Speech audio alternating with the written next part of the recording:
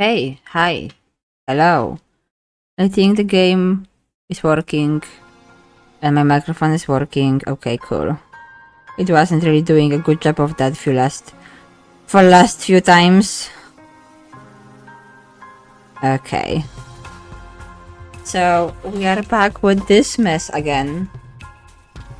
And I will just put this on the screen when I'm talking, as this game comes with a number of trigger warnings. Is my game actually on screen? Okay, it is. Sorry, I'm having technical difficulties again, as always. So, yeah. I never know what to say. I need to come up with like some smart things to say. I look pretty happy despite my friend dying. Like what? Couple months ago? Oh well. I don't really remember what we were doing. I think we just... I really don't remember. I think we're going to go learn more stuff. I think we talked with everybody.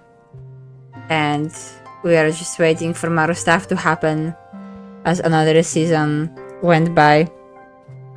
I will just talk to everybody just in case.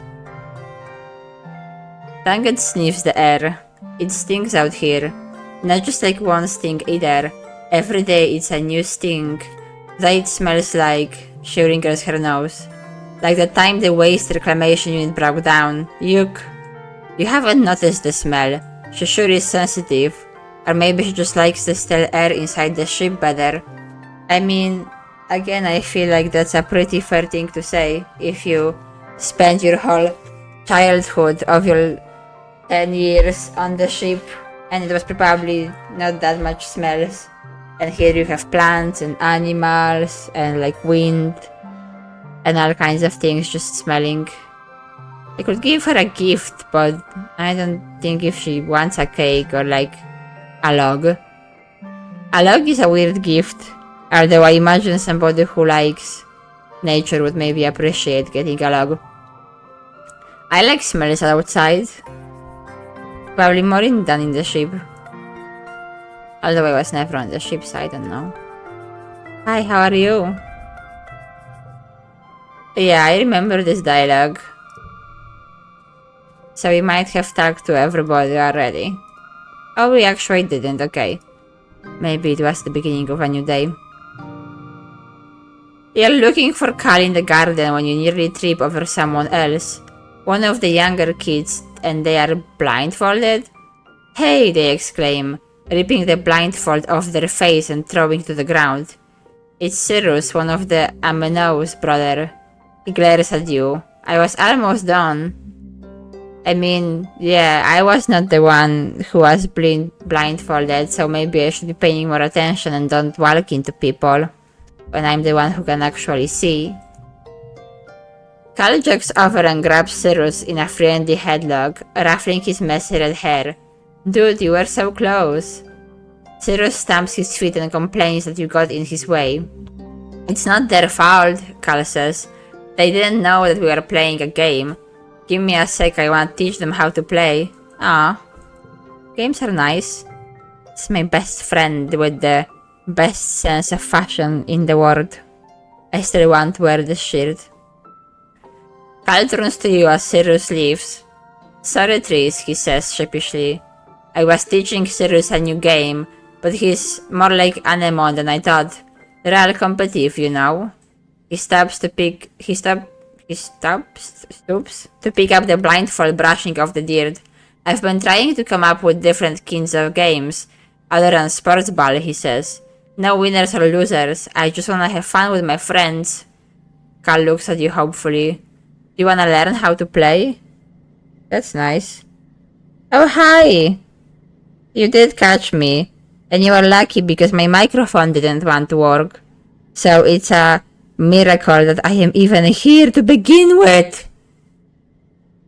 And it sounds like we are going to play a game. I don't think there is much on my schedule as a 10-year-old space non-binary child. And I appreciate his idea of playing a game where nobody needs to feel like they are losers or winners or anything. Just a nice, friendly game of friendliness. Yes. We were blessed. And I was only like 5 minutes late to my own stream, which is not that much late. Cal's smile looks like it's gonna stretch right off his face. Radical. Do people even say radical anymore? I guess they say radical in space. He shouts, jumping up and down with excitement. Okay, so first put on this blindfold. And when I put the blindfold, all I see is space and the galaxy. They definitely made it look like this on purpose. It does look like space. The blindfold is a little scratchy and smells like dirt. You can feel Cal's big hands on your shoulders. I'm gonna spin you around, and when I let go, you gotta listen to my instructions. We're gonna walk all the way to the cafeteria, okay? You nod. You can't see Cal's grin, but you can hear it in his voice as he spins you around and counts to 10. That's actually a fun game. Oh yeah, that's a fair point. There is definitely a lot of feelings and emotions here that are fun to experience without being spoiled, but I appreciate you dropping by for a second. That's nice.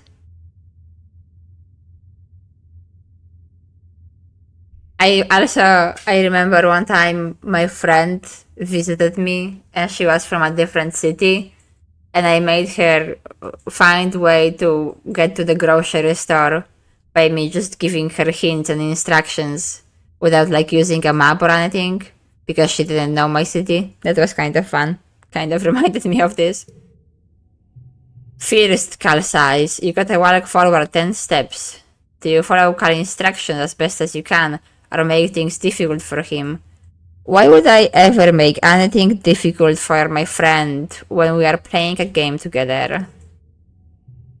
You take 10 steps straight forward, holding your hands out for balance. The rocky dirt between the garden beds crunches under your feet. Yeah, Cal says. Now turn to your right and take 15 steps until you get to the door. What if my steps are a different size than your steps, though? Maybe it's a different amount of steps. You turn to the right and walk forward, counting out 15 steps. When you stop, Cal laughs. You can hear his footsteps crouching behind you. I forgot how much bigger I am than you. You are like 2 more steps away. See, I told you. I'm a small person, apparently. You take 2 more steps until your stretched hands land on the warm metal of the door. Success!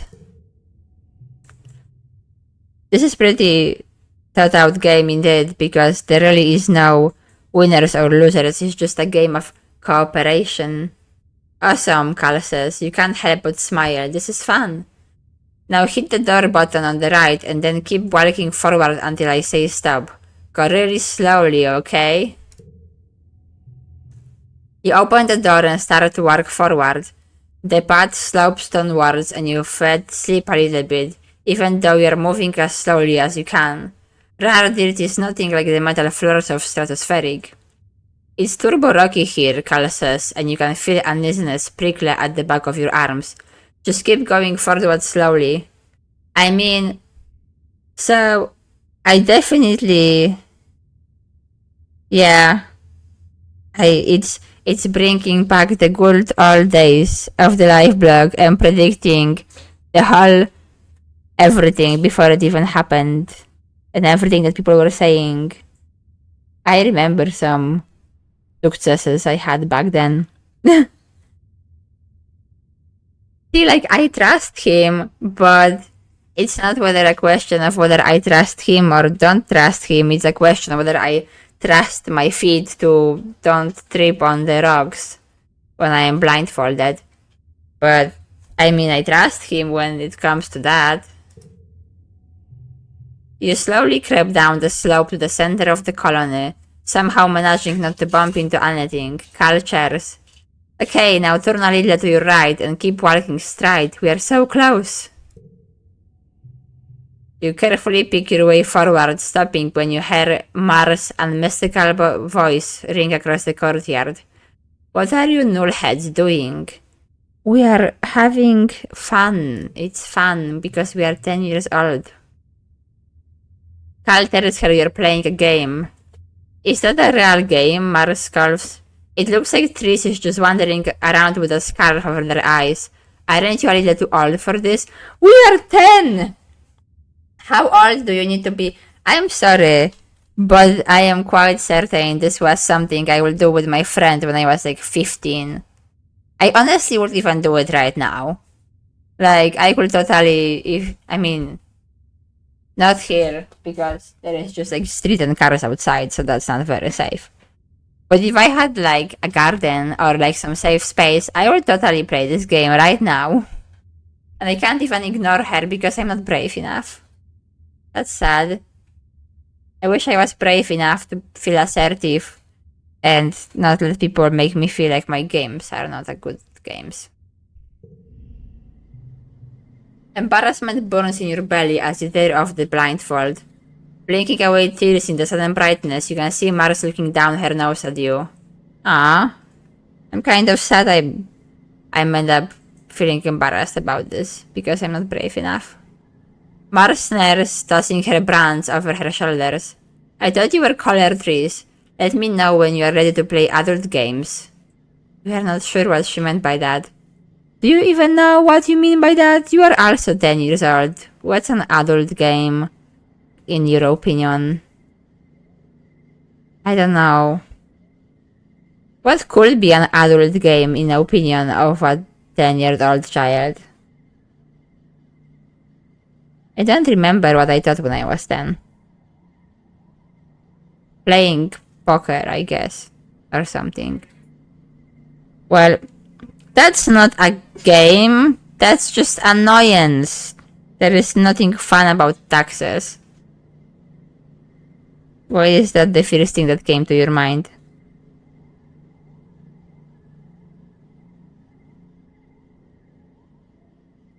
Okay, well, I can't think of anything. Yeah, well, why would the 10-year-old think it's a game, though? I would figure they would at least think it's like a job or work or something like that. Either way, I think we were playing perfectly fine game, and everybody can have whatever games and play whatever way they want, and don't let anybody shame you into believing that you can be playing a game or having fun the way you are because you are 10 or 20 or 30 or 60. Even like 60 old people could be playing this game. As far as I can tell, it's for everybody. I'm not logical, I just don't think there is anything fun about taxes. And I don't think I thought there was anything fun about taxes when I was 10 years old either. So, that's my only problem. But yeah, this child needs some perspective. Let yourself be a child, you are 10. You became aware of Cal standing behind you. Sorry, Tris, he says quietly. I guess it is kind of a silly game. No, it's not. It's a perfectly fun game. Stop shaming us. You ask if he wants to get some potato juice from the cafeteria instead. You spend the afternoon brainstorming ideas for more games with no winners or losers. Yeah, we can find out more games, but this game was also perfectly okay. Cal is scratching a stick listlessly in the dirt, seemingly uninterested in your presence, until you get right in his face. Oh hey Tris, he says, mastering up a hollow smile. Sorry, I don't really feel like playing today. And now he just feels bad. Bye. Good, have a nice day. And yeah, spread all the good words. Everybody can play any games they want. He's just near the gate as before. They don't have anything new to say. Okay, well, let's consider what I want to do here.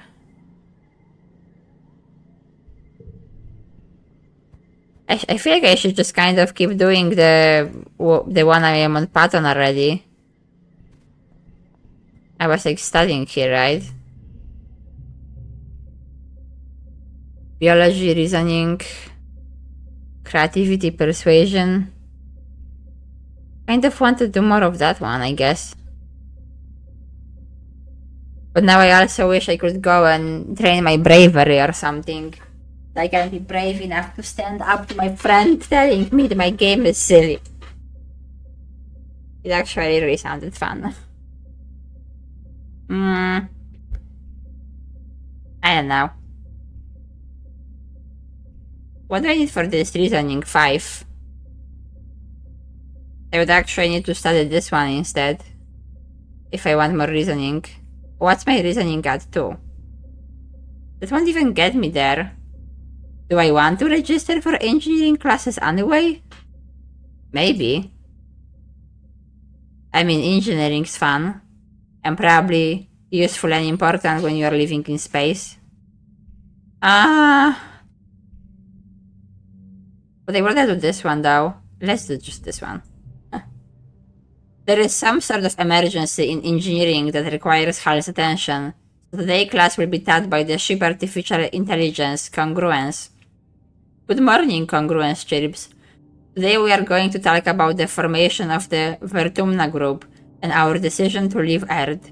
It's a very exciting topic, and we think you are finally ready to hear about it. Let's begin. I want to hear about that. I want to know why we are in space. What did we do with Earth? You know how it started. Economic and environmental instability, coupled with deeply entrenched hatreds, had thrown the Earth into chaos. Oh, so basically how it is right now? Okay, I get the picture. And you know how it ended. In that chaos, your parents formed the Vertumna group with a plan to leave Earth. 20 years later, they and their starborn children, you, slid through a wormhole and ended up here on a planet you called Verdumna. But there is so much you don't know. Clearly.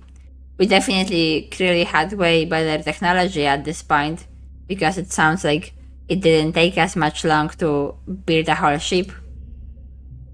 Congruence pulls up a hollow projector of an unassuming human with a firm maternal gaze. This is planktonic ascendance Wang Boda Smith, he says, the spiritual leader of the Vertumna movement. What's up with all the names and everything? Are they just like coming up with silly names because it's fun? Or are they making sure that there is no names that will in any way be similar to the names of anybody in real life? They were what people called a speculative fiction writer. The Verdumna project proved that their writing, though speculative, was far from fiction. I mean, yeah, people do that. Yes, Congruence tells you. Their best-selling novel, Life Beyond the Eastern Rose Bridge, tells the story of a fictional utopia on the other side of the real-life anomaly at the edge of the solar system. Scientists have been investigating the wormhole for years, but it took a poet to imagine we could travel through it. I mean, that's fair. We do sometimes do stuff that we read about in the books, or like somebody had some idea that seemed like a fantasy at some point and then somebody made it real. Although I feel like in order to travel through a wormhole, you still need some scientists to actually make some kind of math about that. I am not good at science or math, so I don't know. Maybe you just need to be a poet. But I'm not saying this name again. His writing centered around the idea of humanity building a technological utopia on another world. Translated to 100 languages, this was a compelling idea to people at the time, so fans started connecting in weird space. Far from just a book club, those people bonded over mutual aid amid the increasing unrest in their own countries. They were committed to his idea of a future where everyone is treated equally without prejudice. Well, that's a nice idea of a world. And I like this whole concept of people just coming together, inspired by a book to be good to each other. I'm behind that. I would support this movement. But they realized it couldn't be done online, conclusions tells you. Though committed to social justice, the group saying that the impossibility of forming a truly egalitarian society, while also reckoning with their own implicit biases and the diverse context of their real lives, they realized that this was the work of generations and the solutions must look to the future, as he did. I didn't hear enough. I want to hear the whole story. Sounds to me like they figured that, hey, the Earth is kind of beyond the point of saving. Let's just, we, all the nice people who want to be nice to each other, just leave and start over on a different planet. The image of a squat concrete building with a rooftop garden replaced his image. Around the edges of the classroom, the hollow projector gives the impression of towering walls topped with razor wire. The first Verdumna colony, conclusions tells you.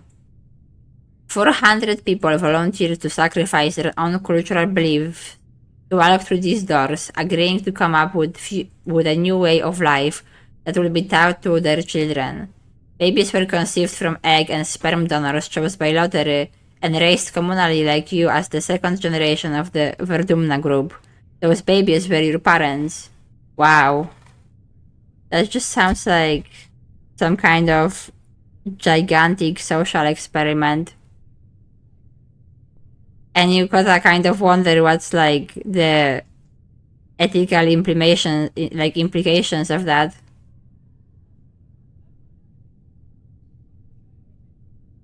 So they basically like decided to just make a new society and a new culture from like nothing. Or at least they hoped they can put aside whatever they believe to be problematic and not very good about the life they had right now and just like start over isolated from the world. Does that mean that also our parents just like never had like normal life either? It kind of sounds like that. They basically got themselves locked up for the rest of their life. And like basically they devised a psychological social experiment of coming up with a brand new culture and a brand new society. And then they made a bunch of babies.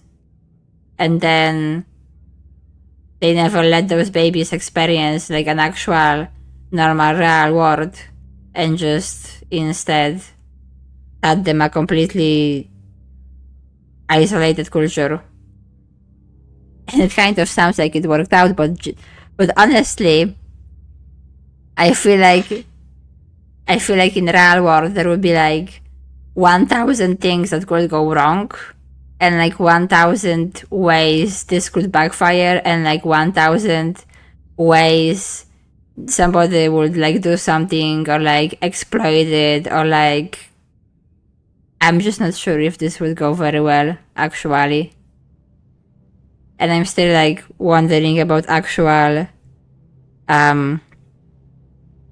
like ethical aspects of this. Because at least as far as I am understanding from this writing, that's what happened. So like, okay, those 400 people volunteered. So hi Panda, I am trying to figure out if I am on board with this idea here or not. So those initial 400 people volunteered. So okay, I mean fine. They consented to be part of this social experiment they created with the idea that they can build something better. I mean, we all live on the earth right now. We know there is like a lot of problems right now. People not believing in science, people being bigoted or hateful, people only caring about their profit and whatever. And there is definitely a lot of wonderful things about all kinds of different cultures. but there is also a lot of problematic things here and there. So like the initial idea kind of sounds fun. Hey, let's all get together and come up with some new better society and new better culture, when I at least assume we care more about like environment and believe in science and don't have weird hangs up and like treat people nicer. So that's fun. But what about those babies or our parents? Like they kind of I don't think they had any choice.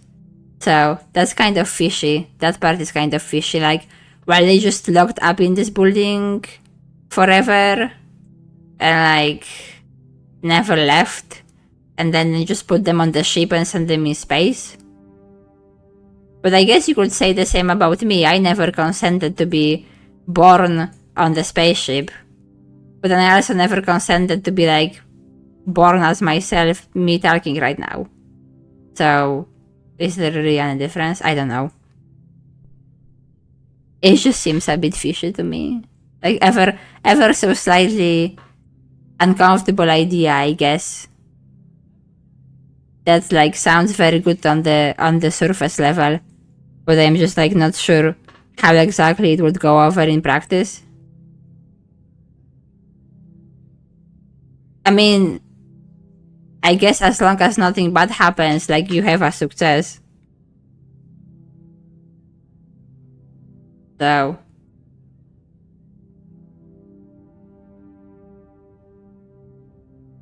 well, I'm just gonna see what she has to say about it. Yes, congruence tells you, Jerry. The Verdumna group was widely considered to be a non-religious cult. Membership was outlawed in some countries. Yeah, I thought so. I'm not even like, I'm not exactly surprised. And he was later assassinated for their connection to the group, and the ensuing violence affected many lives. You think of your mother and her prosthetic leg and how she really talked about her life on Earth. So, I mean, yeah, but yeah, it just kind of sounds like that. Like my only my reason why I'm like wondering if this is like, yeah, I don't think so. Like I assume like they would. I figure they would at least at the minimum like, you know, like try to be like, hey, it's kind of like when you sit down to like create some fantasy world when you're like doing world building. If it was like 400 people from like different backgrounds and different ways of life, and they sat together and they were like, hey, we will try to now let go of everything that's bad and wrong and unhealthy for people, and we will try to just create a whole new blended culture from everything that's good for people. Like, they could try their best to like not be influenced by their lives, but they will be influenced by their lives. Like, it's not like they can really use any other experience. But at the same time, like, I don't know if they really even needed to like be like, hey, we will get rid of all the cultures. Like, it's not like everything about our culture right now is like bad or something, or that all the cultures on the current earth are like evil or something. So I don't think you need to like abolish all of it completely. Yeah, that's what I am wondering, because like the thing you are bringing up is like, oh, if your parents like moved, like, okay, I moved, and let's say I would have like a baby at some point, which I won't, but let's say I would have a baby at some point, and then that baby would have a baby. This person still has the whole world to like go wherever they want and do whatever they want. But this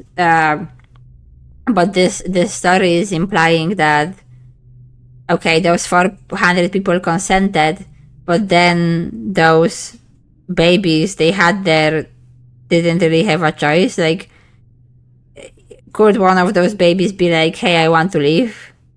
Like, were they just locked up in this building?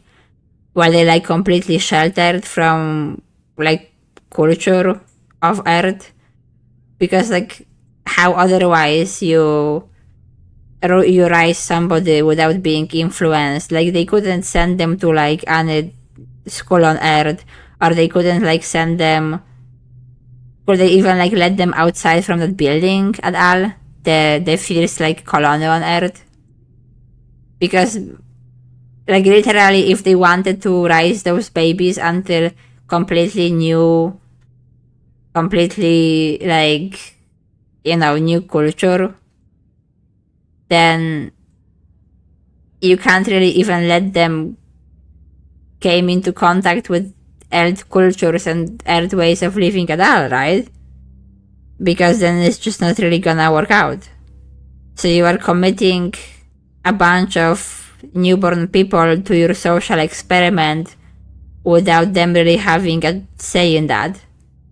So I feel like here is already the first moment where your idea is already kind of falling apart, of like you are creating a better society on the foundation of forcefully assimilating people into the society from the day they are born. Like, rather than actually try to make something better on Earth, I guess. Because like on paper, I feel like this is one of those ideas that sounds nice on paper. Like, hey, let's all create a communal living when we will try to like be nice to each other and do all the good stuff. And that's cool, but then you like, what then?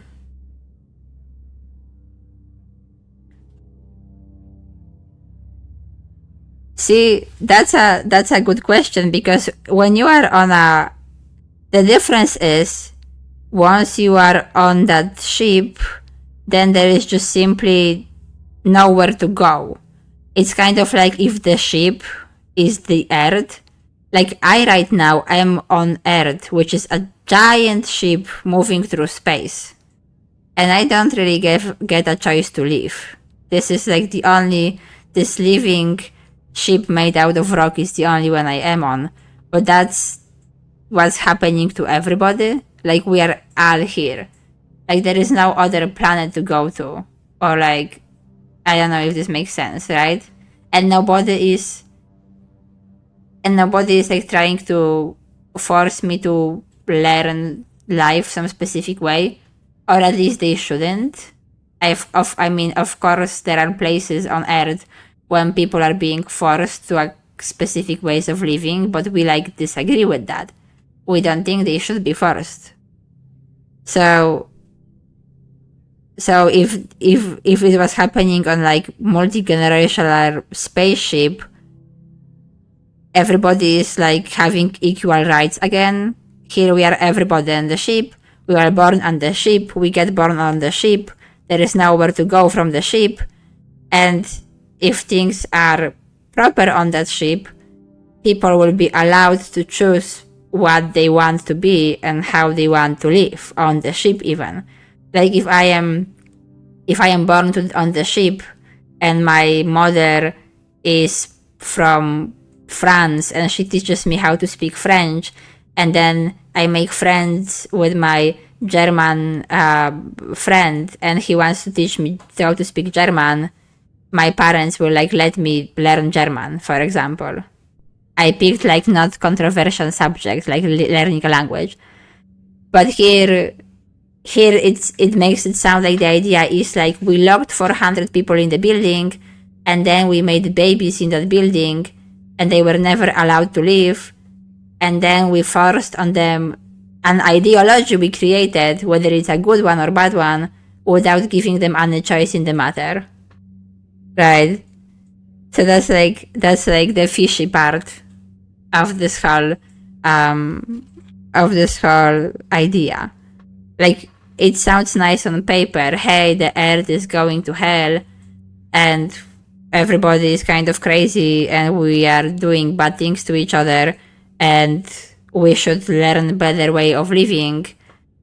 But I'm just like not entirely sure if they went right way around it. But I mean, I also just made like a round of assumptions too. I actually don't know if those babies and then our parents, right? If they were later on allowed to choose or not. Like, I don't know if they had a choice of like, hey, you wanna stay on Earth? Do you want to go on the ship? Oh, do you want to like, you know? I don't actually know what were the details of this whole project, but it just sounds like fishy, you know? Like I see the good intentions, and like I understand people being like, let's start over in a better way, but like I'm not sure about the what's the word? I'm not sure about how they went about it and I mean, clearly other people on Earth were kind of upset about it, seeing how it was out loud. But like the question is, was it out loud because they were actually doing some fishy things, or was it out loud the way how in some countries gay marriage is allowed, you know? Like, I don't know. The holoprojector now shows the compound under siege. As more colonies were founded, word got out about the Vertumna Group social experiments. Even she calls it social experiments. Yeah, congruence continues. Is that why? Oh my god, is that why they all have all those weird and silly names? Because they wanted to shit themselves of Earth cultures to such a high degree that they even got rid of the names? So they just picked like random words somewhat related to science and such for their names instead? Wow. That's my theory now. Assimilationism was an unpopular ideology at the time because it had been used to commit terrible genocides on Earth. This, combined with panic that the Vertumna Group was destroying the family unit or raising an army of Gentech super soldiers, brought the colony under attack from all sides. Okay.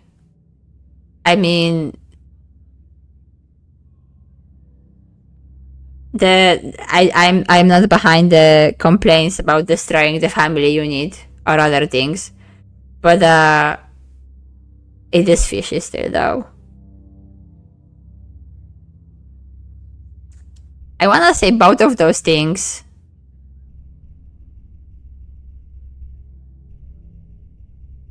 But I wanna see.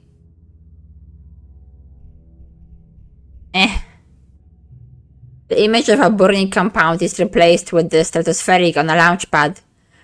Likely the next phase of the Vertumna project was ready to launch. 100 colonists were selected to leave Earth on a colony ship to seed a far-flung corner of the universe with a new human culture.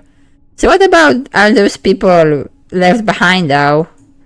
Because 100 colonists, that's like only sounds like a part of. It basically sounds like we left on Earth a lot of those other people. What's up with them? She smiles. The ultimate goal of the Vertumna Group was you children, she says. A generation raised completely unburdened by troubles that plagued Earth. Isn't that lovely? They're kind of making it sound creepy. Like, this game looks pretty and colorful, but this game is also quite creepy. Well, what was up with Earth when we left then? Terrible. Congruence shows you some dire demographics. And also, you can't exactly get rid of everything. Like, we still, I don't know, we still like play ball and like grow plants, sleep in beds, like there is like still, yeah, it's not like we completely build some completely brand new culture out of nowhere. The institutions that had given people the illusion of safety were torn down, and wars were rampant, both resource-based and ideological. Large parts of the earth were rendered uninhabitable by climate change, pollution, and nuclear war, especially the critical food-growing regions of the world. The Verdumna group weren't the only ones trying to escape Earth, but as far as we know, we are the only success. What person? Which person? Me or the person I am talking with? The person I am talking with, that's the AI of the ship of the colony ship. And me, I'm the baby. The person on the screen, that's actually the AI of the ship. Because the other colonists are busy. But besides that, yeah, I am the child of those babies grown in the project. There is like 100 colonists here, but the teacher is like busy with something else right now. So instead, we are having the AI give the lesson. I mean, again, that kind of sounds like Earth is going on right now. Yeah, how did we build the ship? Like, how did we figure out how to figure that out? Orbital voyages were a hobby for the ultra-rich in the earlier century, so there were several relics to be found in museums, Congruence replies. The difficulty was not in acquiring a ship, but in making it spaceworthy and in the logistics of the launch itself. The group crowdsourced enough funding to purchase and repair the ship, Congruence smiles. As for logistics, well, we are speaking to the solution right now. I was acquired by connected group members, along with the gene tech that created you and your parents. The Stratospheric was the first manned vessel to navigate the wormhole at the edge of the solar system. Given the state Earth was in when it left, it might have been the last. So we just left everybody behind. Like, see, like, is this really a solution? To just be like, Earth is the lost cows, let's just go and never come back and they can just burn? Or would it be better if they tried to pull all of those resources and knowledge and their whole social experiment towards actually changing things on Earth so that it can be saved? Or could it be still saved at the point they were at? Like, I don't know. It's already hard enough the way it is right now.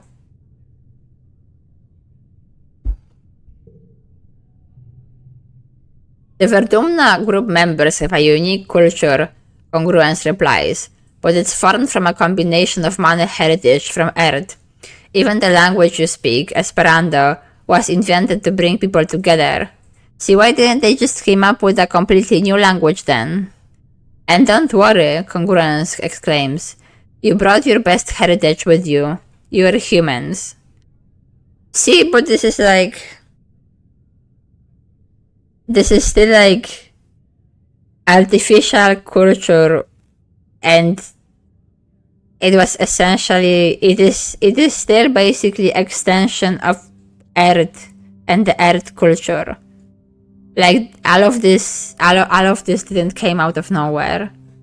Those 400 people and whatever more people, they still came into it with like their culture, even if they like mixed it up and blended it together and like handpicked what they want to keep and what they want to leave in hopes of building something better. And that's like great and amazing. Yeah, I know what Esperanto is, but I'm just like also pointing out, why didn't they went all the way in and created, a completely brand new language to really try to sever their ties from the other Earth cultures. They could make like some new language and call it Verdumno or something.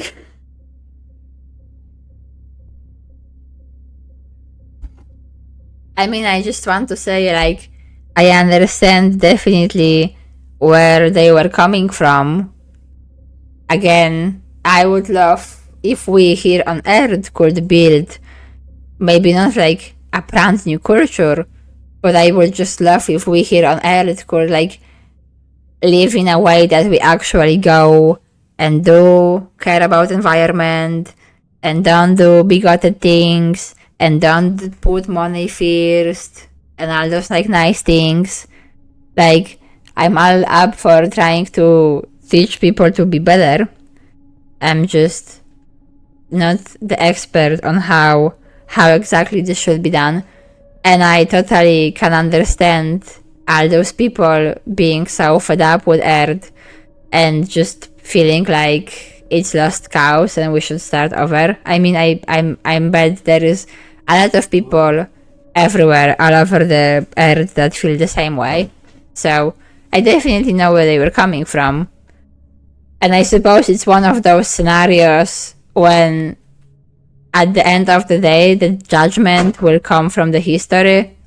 Like, if in 1,000 years from now, this colony will actually turn into successful civilization that will actually do better than Earth, I guess people will just say it was a good idea. That it was not a social experiment, but it was a beginning of a brand new chapter for humanity.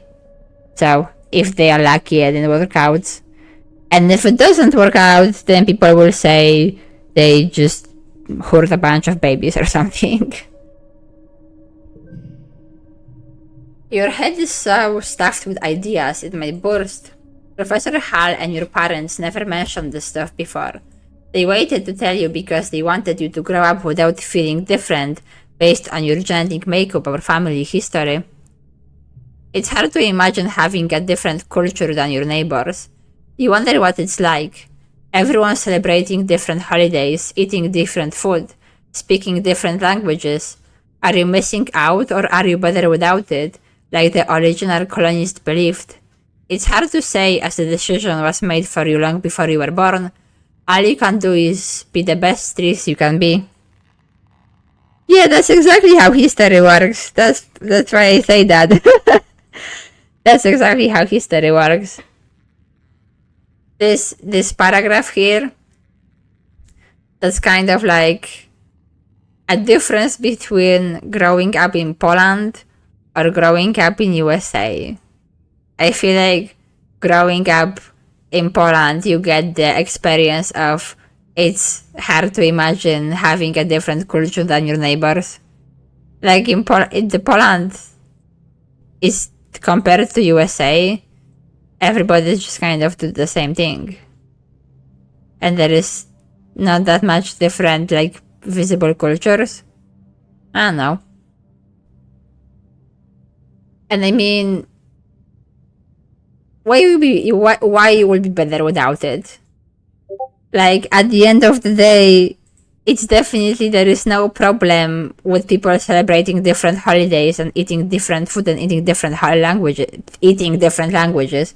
Now we are eating languages. Like, I don't think there is an inherent problem with people having different cultures. I would kind of say you are kind of missing out. The problem is when people use their cultures or their cultural beliefs to hurt others. But you don't have to abolish a whole culture to not have that happen, I would like to believe. But yeah, the decision was made for you long before you were born, which is something that kind of happens to a lot of people. But that was quite fascinating, and I once again don't remember how this game works. I am so confused by the card game.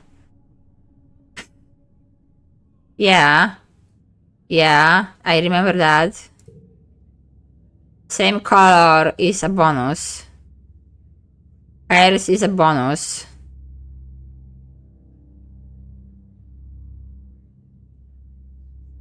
Okay.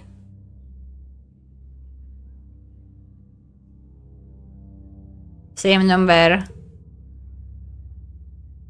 Okay.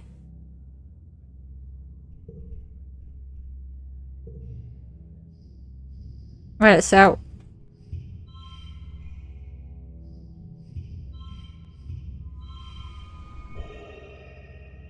Okay, well, this wasn't too hard.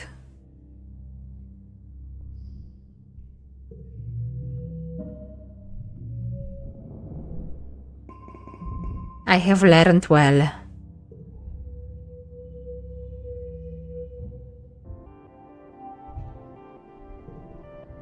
And another month of my life passed. Okay, let's talk to everybody. Have you gone outside the colony yet? Tang asks you. I heard all sorts of terrible things. Regardless, we are not allowed to stray from the gates unless we are on expedition. Tang rolls her eyes. Not that it stops my brother. But yeah, there is definitely a problem with him like sneaking out and stuff. Like here... Anemone runs up to you. Hi, Tris. She's half catching her breath. She grins. And the sheep adults are always saying, no running, Anemone, no running. But outside there is so much room. I can run for 5 minutes in one direction. Even more after the Raboplovs clean the land for farms. We could run even more in all kinds of directions once we can go outside, actually. That's a weird random pipe. Okay. A small team led by Security Chief Red was enough to keep the peace on the Stratospheric. Yeah, I remember that. Should I maybe play some sports ball so I will be more brave for the next time somebody wants to tell me I'm playing a silly game when my game is not silly, it's perfectly good game? We can just relax here. I'm still salty about being bullied. Oi, Tris, Mars says, looking you up and down with a sneer. Your shows are gross. That's what you get for walking around in the dirt out here. She sniffs. Not me. I'm sticking to the ship until they pave over all that icky mud. You wonder if maybe she's scared of more than just getting dirty. See, like, her problem is not whatever culture or whatever. Her problem is that she's just mean. Like, just don't be mean. You don't have to blend all the cultures to not be mean. Although at the same time, I know that I probably like I am probably simplifying all those issues and everything because I'm not like an expert on stuff. But yeah. How are you today? Not feeling up to it. Yeah, just still lurking near the gates. Despite the heat, this remains covered from head to toe in black. It's not that hot, he mumbles. If you are happy in your clothes, then you are happy.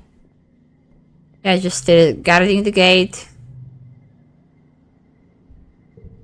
Can't really leave. Okay. I'm just trying to figure out... Have a nice shower, Panda. I'm just trying to figure out what kind of activity I am interested in right now. I could keep studying. Humanities are the life sciences. Learn some more biology. I do want to be a bit more brave though. Because I was already bullied before because of not being brave. Yeah, let's just play some ball this time. A sport ball. It gives me some bravery. Anemone meets you on the court. She's bouncing from one leg to the other in excitement. My brother Com is organizing the youth team, she tells you.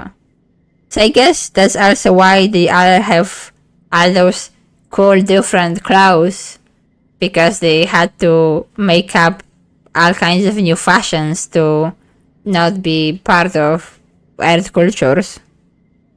I mean, if their fashion sense and clothes are anything to go by, I would say it was a success, because I still want to wear everything they are wearing. Kombucha. That's a great name. offers you a high 5 in greeting, then tosses a sports ball your way. Let's start with a practice game to see what you're good at. You and Anemone are team captains, pick your team. But also clearly some of the people at some point were given a choice, whether the parents or whatever, of having elvish heirs. Because I don't think this was a genetic evolution that happened on its own. So, is this really breaking apart from human cultures if you bring something from fantasy into the real life? I mean, this is my assumption. I don't know why the heirs are this way, but it feels like it. Camille feel in to even up the teams, but he promises to go easy on the other side. I want to be with my best friend. Mind if I play goalie? He asks. Sports ball is fun, but I don't really like to score against the other team. He's like the spirit of cooperation. And the Mona chooses kombucha, of course. They bump fists. Your next choice. That's all I have left. I will play Spiker. Mars runs to take position. Seems like she's in it for the glory. Hopefully she will want to share some of that with the rest of the team. Well, we don't want glory, we just wanna have fun. Me and my friend. And then you shame us for it. You face off. 3 on 3. Okay.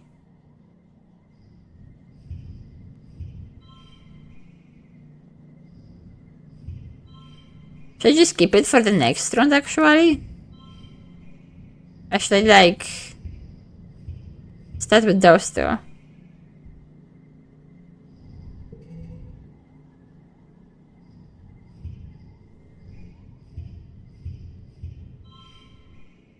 There's actually not that many points.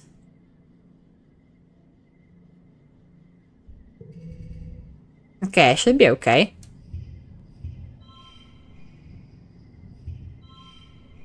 That made no difference. I can still put this one in to be like super. Yeah, amazing. Yay! Well, makes an amazing jump save, but is winded when the ball hits him in the chest. The score is tied with Anemone and Com putting the pressure on. Then blam, you score the match point with a rat spike all the way from the net line. I have no idea what the game is exactly, but it was fun. I hope. And I got a bit braver now.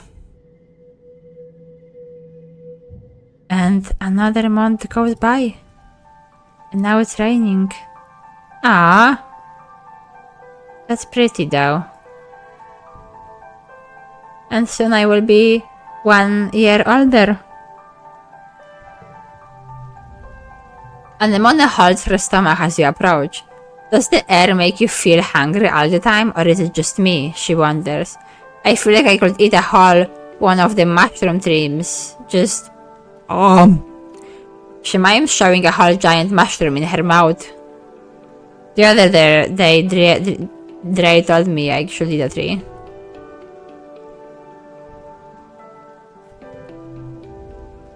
Langen is watching a construction crew build scaffolding for the new engineering pavilion.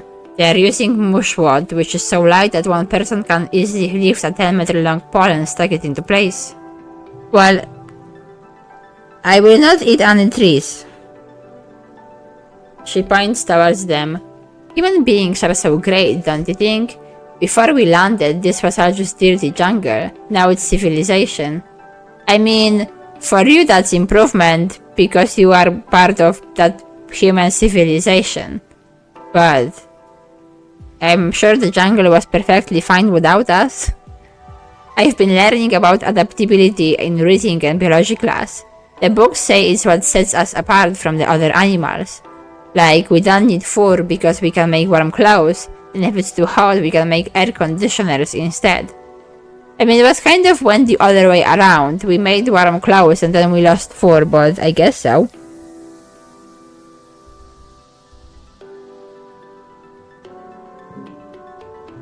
Thanks, not vigorously. Yes, also that. I read that not many animals sweat except humans. It makes us naturally good in hot places. It's like we are made to be explorers. Together you watch as the foreman puts the blueprints for the scaffolding onto the floating screen of her holopalm and raises it to the scaffolding to check their progress. I would like to see an alien do that, Tang says primly. Humans look defenseless and weak, but we are the strongest species in the galaxy. Who else can literally bend reality to their will? Not a stupid alien, that's for sure. Do you even know if there are any aliens out there? Did we ever met any intelligent life?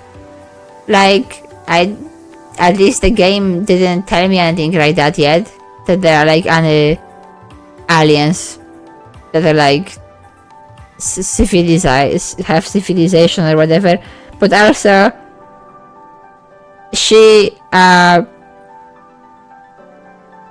kind of look, she is 10 years old and she's like already in her childish way of being a child, being discriminatory towards some potential imaginary aliens. So, how well did this social experiment went? She puts one finger onto her chin. I'm living proof that humanity is greater than our biology, she says. All of us are really, with our genetic enhancements. We're on the next step in humanity evolution from great ape to galactic superspecies. See, she's like already being humanity superior. This is like some kind of flavor of bigotry, honestly. It's just that right now there is no actual other aliens to discriminate against. But like, if she wouldn't change her way of thinking she's having right now, if like in few years we will actually make a sentient species of aliens having a city somewhere, and she will be like, humanity is better and superior than those filthy aliens. So, that's not good.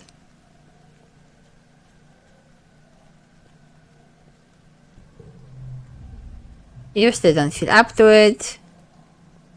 You are still at the gate. You are just standing here. Okay. What do you have to say?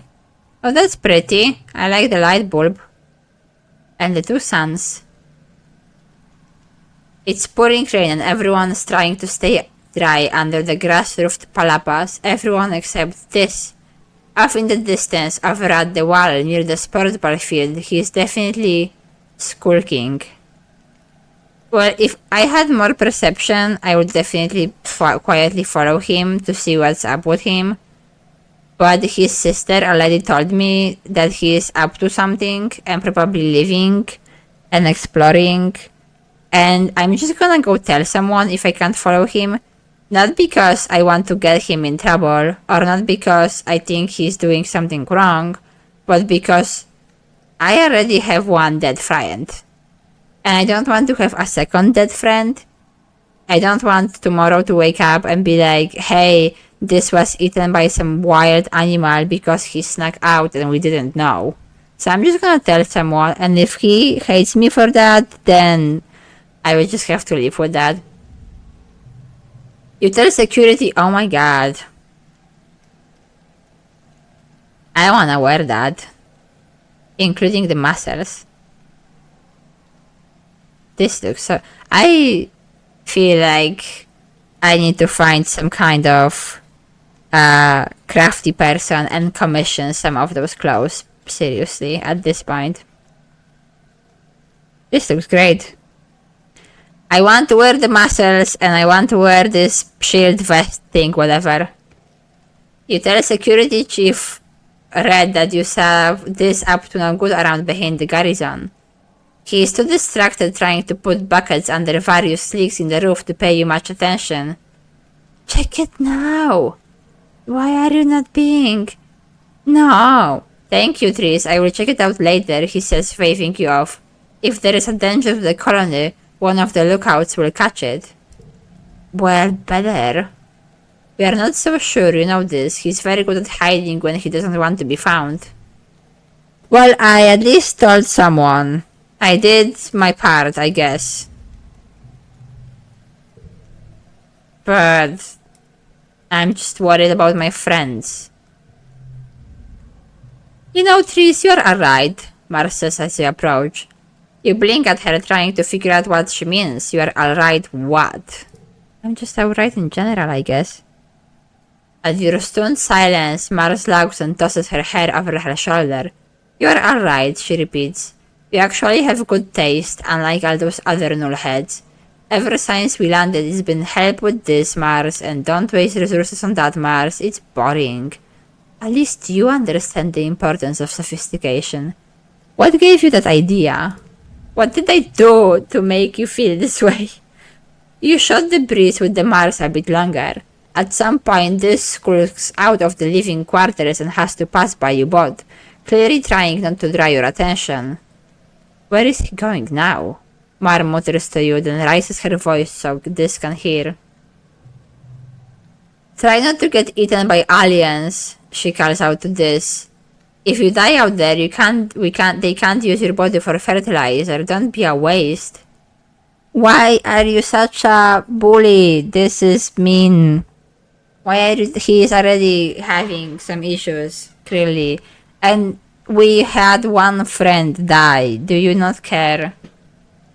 And I'm definitely not bullying him with her. I am not calling him weird either. I wish I could tell her that her behavior is unacceptable in a nice way, but I guess I am also just 10, so I guess I will just have to tell her to shut up. You say it loud enough for this to hear. He looks at you with wide eyes before scurrying towards the wall. Ah, Mars says with a little smile. No accounting for taste. She seems to respect that you challenged her. Well, I guess it all went well in the end. She watches this disappear from signs, then shrugs. Maybe you can get through to him. I've tried, but he doesn't care about contributing to the colony, or being popular, or earning kudos, or anything important. Well, maybe he just doesn't care about anything that you consider to be important, but he is doing some other stuff that he finds to be important. We don't really have to agree on everything. And what do you contribute? I hope she won't get mad. I'm literally just asking. Mar lags and puts her hand on her hips. I contribute plenty and you know it, Tris. People need someone to tell them what to do, don't they? I mean, I feel like as 10 years old, we have adults to do that. So, I guess we don't really need you to tell us what to do. Water. I found another log. Where is my best friend, though? Does my parents have something new to say? Nope. Does my other parent have something new to say? Hey Sprout, your dad greets you. How are your classes going? I know it's hard to sit in a classroom when there is so much to explore, but everything in life is gonna get easier for you if you take the time now to learn about a lot of things. He laughs. Who knows, maybe you'll be running this place one day. I will be running this place. I'll be the master of this place. Do I want to shovel some dirt this time? I could. I don't care about being tough though. And I would rather go get more bravery. Or something. Yeah. Oh, here you are. I missed you. Calmom Tira is sitting with Cal against the makeshift fence that surrounds the gardens. Cal looks absolutely shattered and Tira rubs his back comfortingly. He sees you and musters up a brave smile that doesn't reach his eyes. Hey Tris, it's good to see you. What's wrong? What's ailing you? Why are you upset? That's a slow walk. Okay, well, let's do this one more time to just get some of those bravery points, I guess. You paid with nougat in practice. You make the mistake of underestimating her and she wipes the pitch with you. Early wed.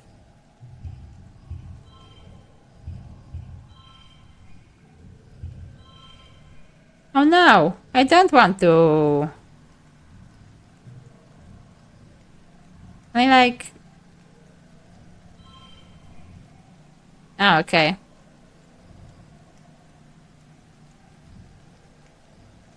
Could have used a better card. Eh. Got even more bravery. Now I'm on 5. Oh, monsters. You're having a terrifying familiar dream. A monster crashing through the walls. Unfathomably large, every part of it wriggling and moving. Every part of it wriggling and moving and searching for something. It tramples through the colony as you watch helplessly. Time shifts to the wreckage of your home. You are peeking through it, looking for something. Tears streaking down your dust-covered face as you lift heavy pieces of debris searching. You wake up shouting now, but your voice is drowned out by the deafening rumble from the skies outside. The bedroom window is covered in water? It's pouring down from the clouds. You guess this must be rain, but you've never experienced it before. There is a bright flash from outside and another crack and rumble. Thunder, it must be a thunderstorm. Ah, what a interesting thing for the first time ever to experience a thunderstorm. It's still the early hours of the morning. You are already almost forgotten your bad dream, but you are too unsettled to go back to sleep yet. The rain beats down at the roof of your quarters, joined now and then with great pelts of thunder, like the footsteps of an angry beast. I wanna play in the rain. It's surprisingly warm outside and the water feels nice hitting your head. Everything smells fresh and damp and wonderful, and the dusty packed ground has turned to scorched mud between your toes. You don't go too far from the door to your quarters, but it's exciting being outside in the dark, watching dramatic strikes of lightning arc down to the hills behind the colony. Ah, that sounded like fun. And I thought it said really wed rather than early wed or like mid-wed or whatever it said. I already forgot what it said. How are my friends liking me?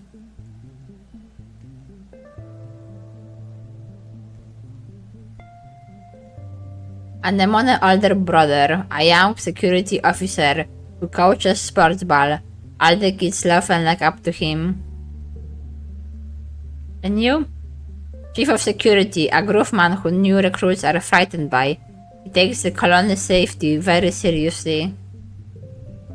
I didn't want to completely close it. So like... So my dad is like 42. And we were 20 years on the ship. So he was 20 when the ship left. And he is like the dude from... So that means they did like if she is 82 and she is the governor. Like some of those older people, there must be people who did actually experience life on Earth outside those social experiments, right? Like if she is 82, I doubt it went for 82 years.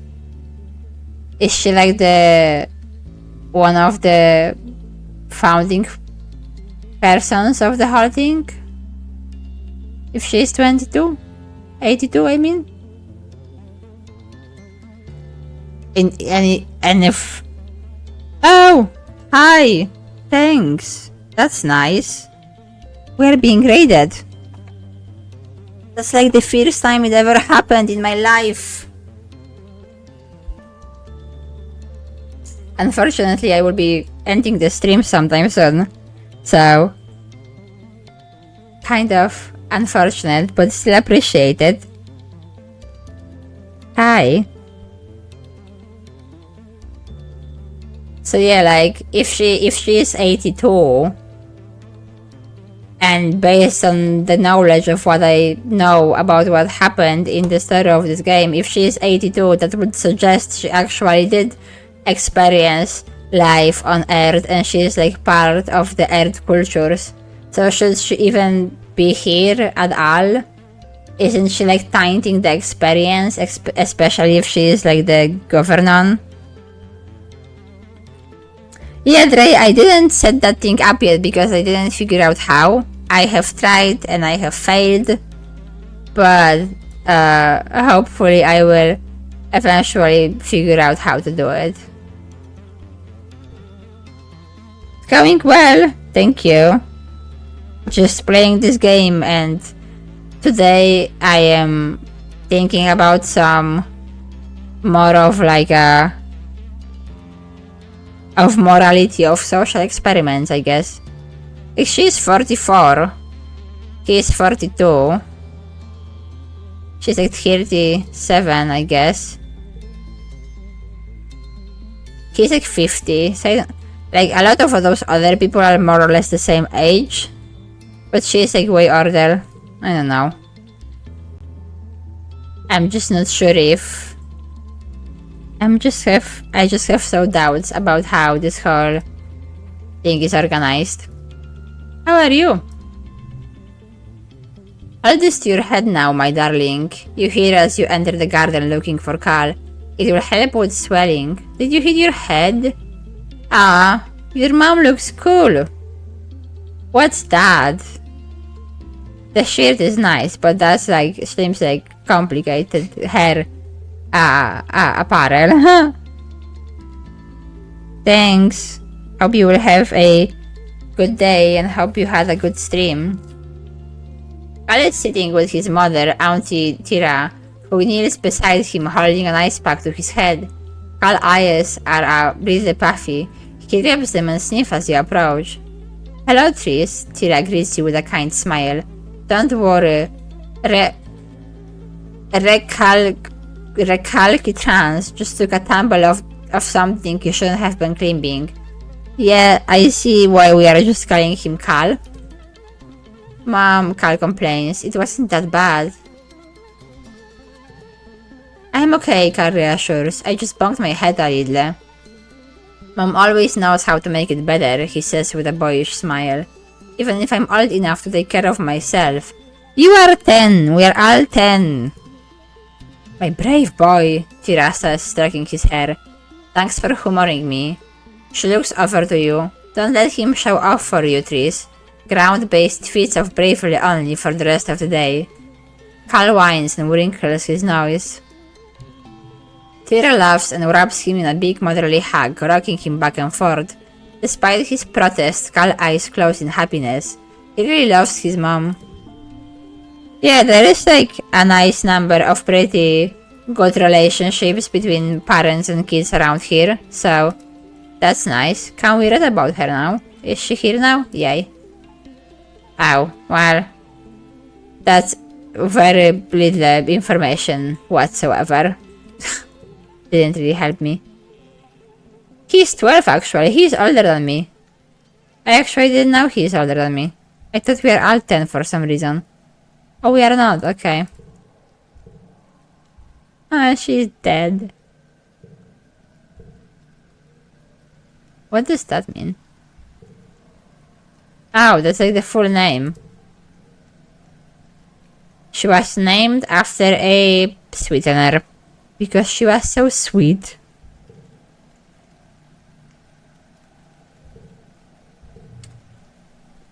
Okay, well, I think I will just end this for now. But yay, nobody died. I like this game, even if it one day makes me sad and depressed over my friend dying, and the other day it makes me spend half an hour thinking about the morality and ethics of social experiments. But I guess I did go to psychology university, so it's definitely a subject I'm interested in. Like, I feel like they all had good intentions, and the concept and the idea was definitely pretty good. Like, I'm all behind trying to create a better world when everybody is just better to each other. Who would be opposed to something like that? But I'm just still not sure if the way they went about it is the best way they could have. So that's the only question I have here to ask. But I guess we will see where it goes, and I guess we will just see if the... I mean, again, if it works out, who is there to judge them? They left, they're on a different planet now, and they are starting everything over. Only themselves can judge them. And if it works out in 1,000 years or so, somebody will write in the history books that they were the founders of a good civilization after leaving the darkness of Earth behind or something like that. And if it doesn't work out, then I guess there just won't be any future for anybody to write about. So, I don't know. Okay, well, thanks for watching, everybody who watched, and thanks for a ride. Is there even anybody I know of streaming right now to ride to? Nobody I can think of. I guess I will just end the stream. Okay, well, bye. Thanks. See you next time.